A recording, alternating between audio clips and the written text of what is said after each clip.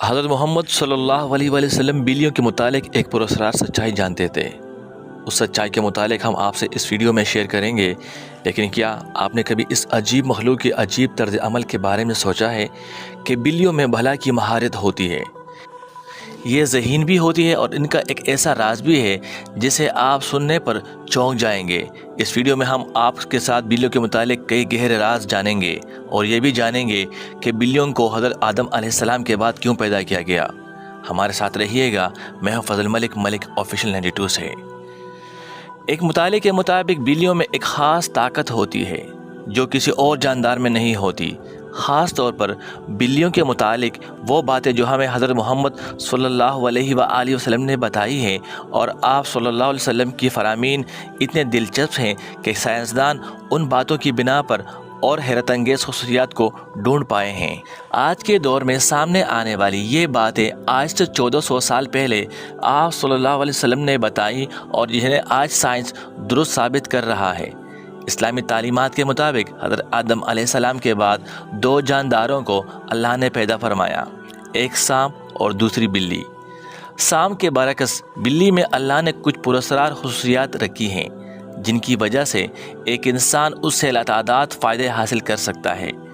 سائنسی اعتبار سے گھر میں بلی پالنے کا ایک بڑا فائدہ وہ یہ کہ بلیوں کو انسانی لمس بے حد پسند ہوتا ہے اور انسان بھی اس سے محظوظ ہوتا رہتا ہے۔ ماہرین کے مطابق بلی کے لمس میں اللہ نے ڈپریشن کے مرض کا علاج رکھا ہے۔ اس کے بالوں میں خاص قسم کے بیکٹیریاز پائے جاتے ہیں جو انسانی جسم میں ڈپریشن کو کم کرنے میں مدد دیتے ہیں۔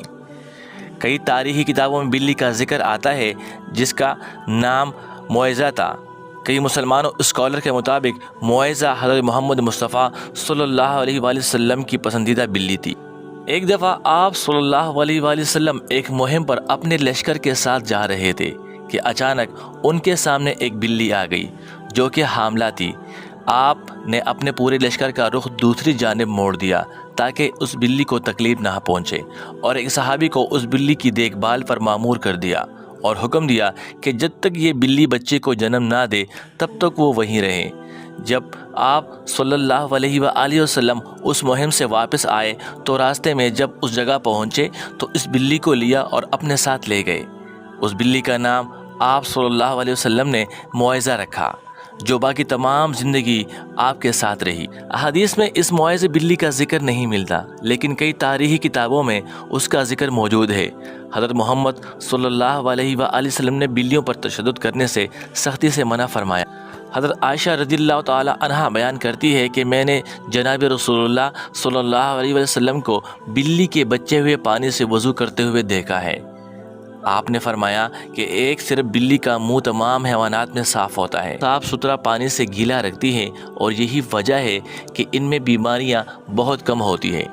اسلام میں بلی کی بہت اہمیت بیان ہوئی ہے، لیکن صرف اسلام میں ہی نہیں بلکہ قدیم مصر میں بلی کو خاص اہمیت حاصل تھی، یہاں تک کہ اس دور میں کسی بلی کو تکلیف دینا یا قتل کرنا ایک انسان کے قتل کے جرم کے برابر تھا۔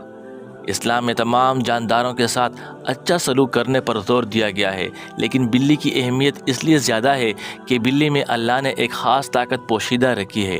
ایک دفعہ حضرت ابوبکر صدیق رضی اللہ تعالیٰ عنہ کو پورے بدن میں شدید تکلیف پیدا ہو گئی اور وہ صحیح طور پر کھڑے بھی نہیں ہو پاتے۔ وہ تکلیف اتنی تھی کہ آپ رضی اللہ تعالیٰ عنہ کو نماز پڑھنے میں بھی دشواری تھی، یہاں تک کہ آپ رضی اللہ تعالیٰ عنہ نے ایک دن بلی کے بچے کی جان بچائی جبکہ وحشی جانور اسے مارنے کی کوشش میں تھے۔ آپ رضی اللہ تعالیٰ عنہ فرماتے ہیں کہ وہ بلی کا بچہ ان کے پاس رہا اور کچھ ہی دنوں میں ان کے بدن کا سارا درد ختم ہو گیا۔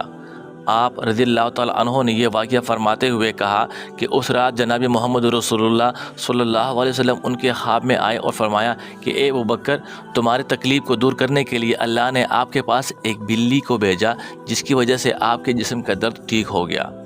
جن لوگوں نے گھروں میں بلیاں پال رکھی ہیں تو انہیں معلوم ہوگا کہ بلیاں کبھی کبھی نیند میں ایک عجیب آواز نکالتی ہیں۔ ماہرین کے مطابق بلی کی اس آواز کی فریکوینسی 20 سے 140 ہرٹز تک ہوتی ہے، اور اس بلی کی آوازوں کی یہ فریکوینسی ایک انسانی صحت کے لیے نہایت مفید ثابت ہوتی ہے۔